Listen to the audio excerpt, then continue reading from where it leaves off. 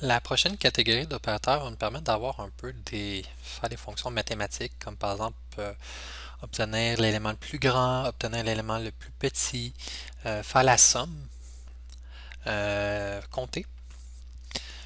Et également, on va pouvoir voir, ok, est-ce que tous les éléments d'une séquence respectent une certaine condition? Est-ce que au moins un élément d'une séquence respecte une certaine condition, ou le contains qu'on a vu déjà avec par exemple les mots, mais fait qu'on va voir un petit peu quelques-uns de ces opérateurs-là en action, puis voir comment on pourrait les utiliser. Donc cette fois-ci, les exemples que vous avez, c'est les derniers en bas, ils n'ont pas de visuel agréable, c'est juste des chiffres. Mais on va voir un peu c'est quoi ces chiffres-là, ou parfois c'est des oui ou des non, en fonction de qu'est-ce qu'on voulait avoir. Donc, la première chose, c'est qu'on voulait avoir le prix moyen des jeux. Donc, ici, qu'est-ce que je pourrais faire? Mais si je vais obtenir le prix moyen des jeux, je pourrais faire une requête, par exemple, données. Je dis, OK, sur ma base de données, j'ai ma liste des jeux, ma collection de jeux, ma séquence. Et je pourrais utiliser la fonction average. Fait qu'average, qu'est-ce qu'il prend? Si tu regardes, il y a besoin d'une fonction qui prend un jeu, parce que là je suis sur ma liste de jeux, puis qui retourne un décimal, fait un chiffre. Puis average, ben, c'est faire une moyenne. Fait que, ok, je donne une fonction qui prend un jeu, fait que je vais l'appeler avec la lettre J, mon paramètre, puis je vais y faire retourner le prix actuel, mettons, de vente du jeu. Puis ça, ben là, si tu regardes données, c'est un décimal, fait que c'est juste un chiffre. Ok. Fait que là, je pourrais retourner ce chiffre-là. Je pourrais dire, ben, mon décimal, je le retourne. Puis là, je pourrais le voir quand j'exécute le prix moyen des jeux. On va faire le même principe, mais là, même, je vais recopier tout ça. Je vais le coller en bas. Là, je vais avoir le prix moyen des jeux, mais de la compagnie Nintendo. Ok. Fait que là, c'est une moyenne, mais pas une moyenne sur tous les jeux, seulement sur un certain sous-ensemble de jeux. C'est-à-dire que entre jeu puis entre average, qui est la moyenne, je vais mettre un where pour aller dire juste les jeux de la compagnie Nintendo. Fait que je conseille d'essayer de peut-être le faire par vous-même. Comment vous le feriez? Fait que jeu, par exemple, je peux me rendre compte, jeu contient une console. Une console. Puis dans la console, je suis capable d'avoir la compagnie. Fait que là, je peux avoir le nom de la compagnie puis savoir que c'est la compagnie Nintendo.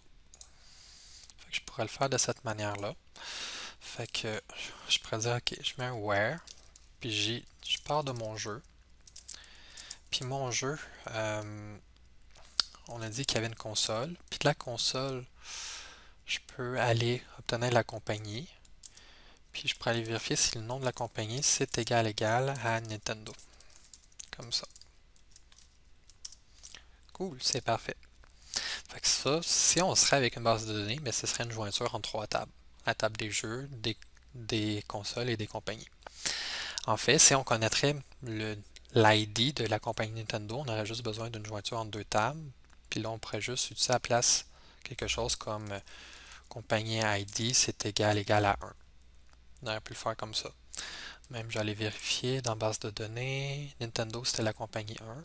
Fait que, là, ce serait encore plus performant l'avoir écrit comme ça versus l'autre manière que je l'ai écrit. J'ai juste deux jointures. Ok, cool. Fait que on est capable d'obtenir la moyenne des prix des jeux, la moyenne des prix de jeux d'une compagnie. Maintenant, je pourrais essayer d'obtenir le nombre de millions d'exemplaires vendus de la compagnie Nintendo. Fait que tous les jeux, on avait vu qu'on avait une propriété qui s'appelait millions d'exemplaires vendus. Mais là, je voudrais avoir la somme de tous les millions d'exemplaires vendus, mais seulement quand c'est la compagnie Sony. Je pourrais faire à peu près comme ici. Là. Je pourrais copier, je pourrais coller. La compagnie Sony, c'est un autre ID. Moi, je ne le connais pas par cœur, fait que là, je vais prendre la version moins optimisée. Là. Je vais marquer compagnie, point non compagnie est égal à Sony.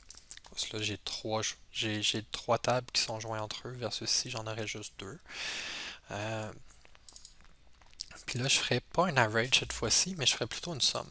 Fait que somme, si on regarde, c'est le même principe, puis ça tend à avoir un jeu en paramètre que j'ai nommé avec la lettre J. Et la fonction doit retourner un décimal. Fait que ici, prix actuel, c'est un décimal. Fait que là, ça me permettrait d'obtenir ça ici, là, le nombre de millions d'exemplaires vendus. Passant, je ne les exécute pas tout de suite, je vais vous les montrer tantôt, parce que c'est long la compilation sur mon ordi. Mais si vous avez un bon ordi, vous pouvez le tester, ça ne dérange pas. Donc le prochain qu'on va essayer de faire, c'est est-ce que tous les jeux de la Switch sont en bas de 70$? Je sais pas, je suis plus sûr. Mais ça, c'est des genres de questions qui arrivent souvent, tu sais, savoir un vrai ou faux pour se dire, ok, est-ce que tous les éléments respectent une condition? Fait que pour faire ça, on peut se faire une variable. Là, je l'appelle toujours donnée, mais en réalité, ça va être un vrai ou un faux. Enfin, je vais l'appeler différemment. Je vais dire c'est un booléen. On va être gentil, on va lui donner son type. On va pas juste mettre var. Je vais dire résultat. Puis là, je vais dire ma base de données, mon jeu. Je vais faire un where. Puis premièrement, je veux juste avoir les jeux de la Switch. Fait que le nom de la console, c'est Switch. Encore une fois, si je connaîtrais le ID de la console de Switch, je pourrais m'éviter de... Je pourrais simplifier la requête un peu. Sauf que là, ici, à cause de ça, ça ne donne pas un booléen, puis ça retourne une liste. Fait que là, c'est pas encore correct. Moi, je vais avoir un vrai ou un faux. Je veux savoir si tous ces jeux-là de la Switch respectent ma condition. Fait que pour ça, je peux utiliser l'opérateur all. Puis dans all, je vais me donner une fonction qui va prendre un jeu puis qui va retourner une valeur vrai ou faux. Puis le all, il va retourner comme résultat final dans mon résultat vrai si tous les jeux ont donné vrai comme résultat. Dès qu'il y en a un seul des jeux qui donne faux, c'est fini, ça ne marche plus. C'est un peu comme s'il fait un end entre chacun. Fait que, donc, on va essayer de le faire. Fait que je vais dire, est-ce que mon test que je vais dire, c'est mon jeu, le prix actuel, est-ce qu'il est inférieur à 70? Fait que là, c'est comme si, mettons, j'ai une centaine de jeux. Ben pour chacun des jeux, il va faire ce test-là. Puis il va voir est-ce que c'est vrai pour le premier jeu. Et est-ce que c'est vrai pour le deuxième? Et est-ce que c'est vrai pour le troisième? Et est-ce que c'est vrai pour le quatrième? Etc. jusqu'à 100. Puis si tous donnent vrai, ben le résultat va être vrai. Fait que là, ici, je pourrais dire, ben, résultat, si c'est vrai, je voudrais que tu retournes oui. Puis sinon, je voudrais que tu retournes. Fait que là, j'utilise les si ternaires, ce qui est assez pratique. Non. Ok. Le dernier, c'est à peu près le même principe, sauf que là, c'est à place que c'est un all, puis qu'il faut que tous les jeux le respectent, la condition, il faut seulement qu'il y en ait au moins un qui le respecte. Fait qu'on voit notre question ici, est-ce qu'il y a au moins un jeu de la console PS4 qui est en bas de 10$? Bon. Je pourrais coller ça ici. Fait que là, le nom de la console, c'est PS4, mais c'est pas écrit comme ça. C'est écrit comme ça dans la base de données, PlayStation 4.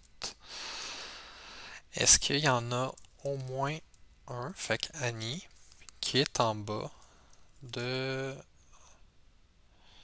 10$?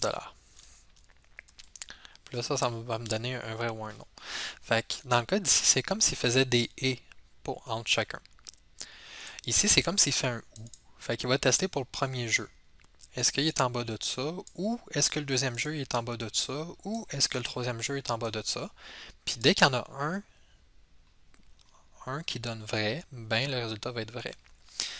Fait qu'Annie, il faut le voir un peu comme des ou, puis le all, il faut le voir un peu comme des et, qui va être appliqué entre chacun des éléments de la séquence. Donc c'est tout. On peut le lancer, l'exécuter. Mais c'est pas super cute visuellement, parce que je me suis dit, je ferai pas une interface pour chacun. C'était pas aussi. C'était pas mon besoin. Mais cependant, vous auriez pu, à la place de retourner juste content comme j'ai fait, oups, retourner une vue, puis utiliser cette information-là dans la vue. Donc,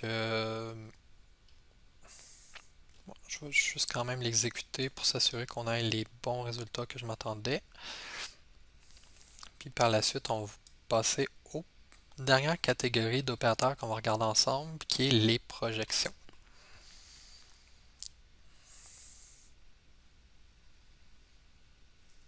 OK. Donc, la moyenne des jeux, c'est 49$ et 66$, le prix. La moyenne des jeux de Nintendo, 49$ et 75$. Oh, c'est un petit peu moins cher, c'est ça? Non, c'est un petit peu plus cher. Fait que Nintendo sont des compagnies qui se font de l'argent. Euh, bon, le prochain somme, ben, c'est le nombre de millions de jeux vendus par Sony. Fait que quand tu prends la somme de, si on regarde la base de données, là, les jeux de Sony, là, je sais pas c'est lesquels, mais ils ont des millions d'exemplaires ici. Fait que quand tu prends la somme de tous ces chiffres-là, dans le cas où c'est que c'est des jeux de Sony, ben ça donne ce chiffre-là. Cool. On continue. Le prochain, c'était le HAL. Fait que est-ce que tous les jeux de la Switch sont en bas de 70$? Ça a l'air que oui. En tout cas, dans ceux que j'ai mis, ça a l'air que oui. Dans la vraie vie, je suis pas sûr. Mais dans les prix que j'ai indiqués, ça a l'air. Le dernier, est-ce que il y a au moins un jeu de PS4 qui est en bas de 10$? Non. Fait qu'ils sont tous 10$ ou plus, mes jeux. Fait que ça peut être très utile, par exemple, pour prendre des décisions. Tu sais, tu es dans ton contrôleur, puis là, tu veux faire quelque chose dans le cas où c'est que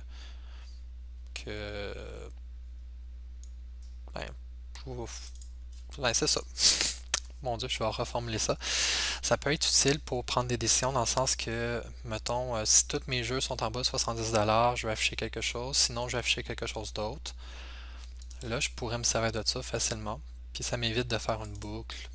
Fait que c'est plus du déclaratif que du procédural. Fait qu'on déclare qu'est-ce qu'on veut, on l'obtient.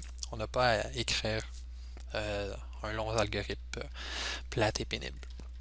Donc c'est tout pour ça. Donc on va passer à la prochaine catégorie.